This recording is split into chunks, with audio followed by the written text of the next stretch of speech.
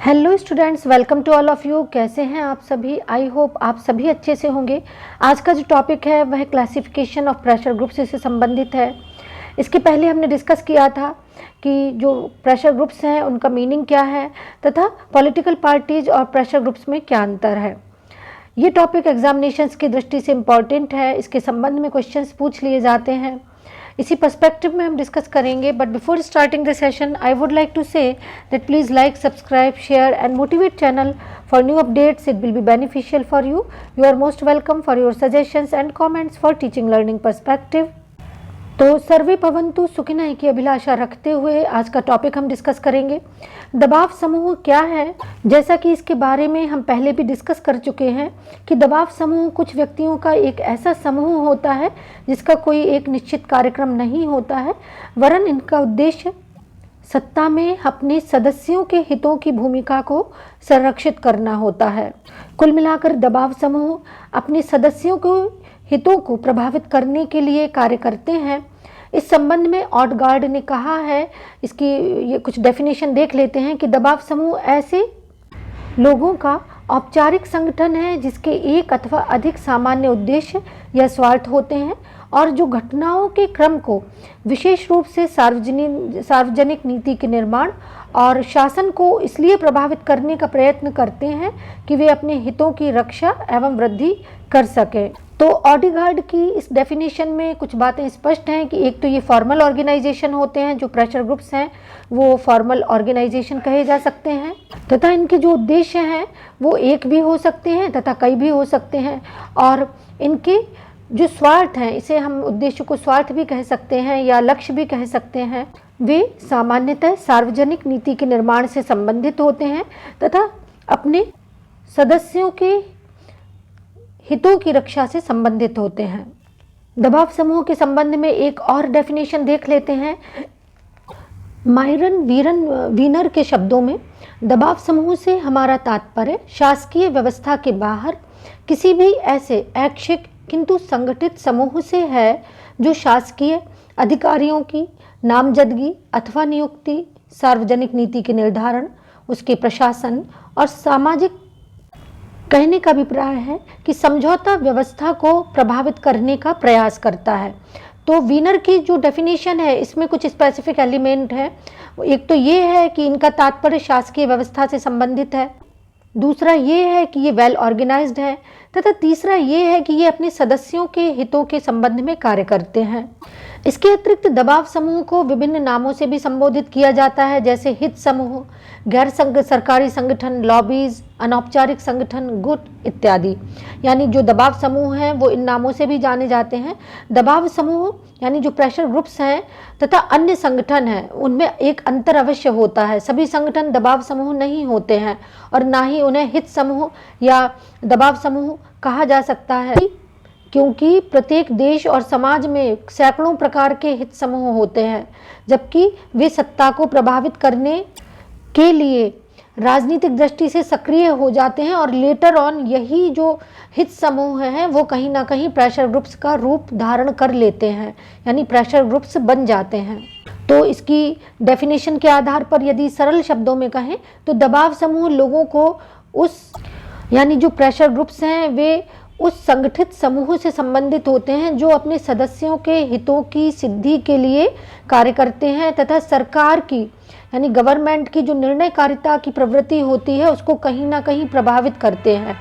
यद्यपि दबाव समूह के लिए कई विद्वान हित समूह शब्द का भी प्रयोग करते हैं, जैसा कि अभी हमने कहा ही था, लेकिन जब तक उसमें पॉलिटिकल पार्टिसिपेशन ना हो, बिना राजनीतिक प्रक्रिया के कोई भी हित समूह दबाव समूह नहीं बन सकता, इसलिए उसमें पॉलिटिकल पार्टिसिपेशन होना आवश्यक है।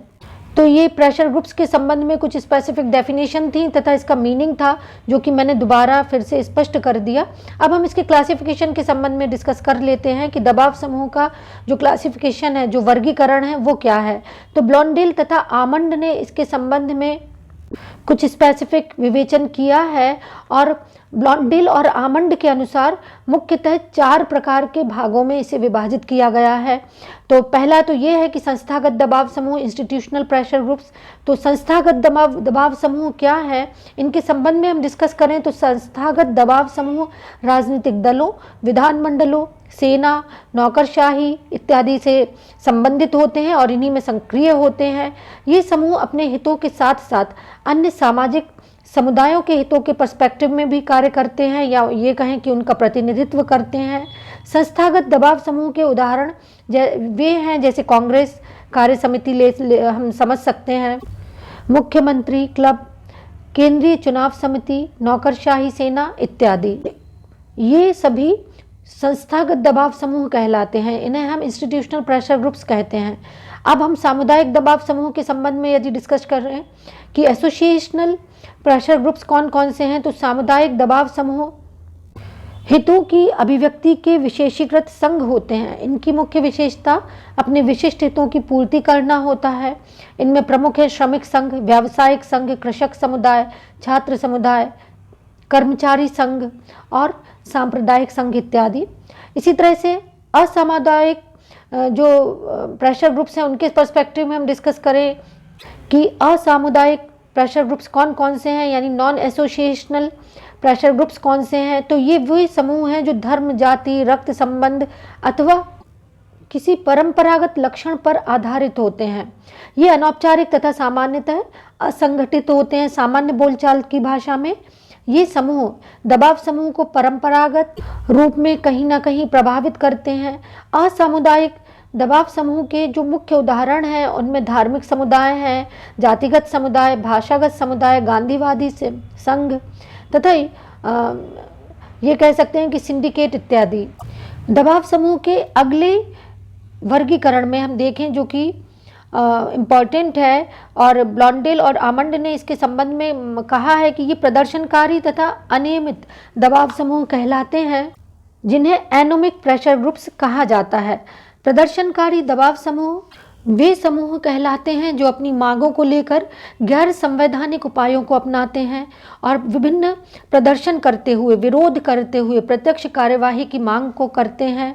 और इस तरह की कार्यवाही के अंतर्गत जो इनके विभिन्न प्रकार की एक्टिविटी होती हैं उनमें जनसभाएं करना, जगह जगह बैठक का आयोजित करना, रैली करना, विरोध दिवस मनाना, हड़ताल करना, सत्याग्रह करना, अनशन करना, सार्वजनिक संपत्ति को हानि पहुंचाना, अग्निदाह करना, आवागमन के जो साधन हैं उनको अवरुद्ध कर देना, घेराव करना इत्यादि। ये कुछ प्रमुख इनके साधन हैं जिनके माध्यम से ये असंवैधानिक उपायों को अपनाते हैं और अपने कार्यों को सिद्ध करने के लिए प्रयत्नशील रहते हैं।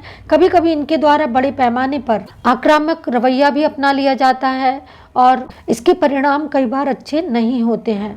तो इस तरह से ये 4 दबाव समूह हैं। इनका जो क्लासिफिकेशन है वो हमने आपको बता दिया ऑलरेडी।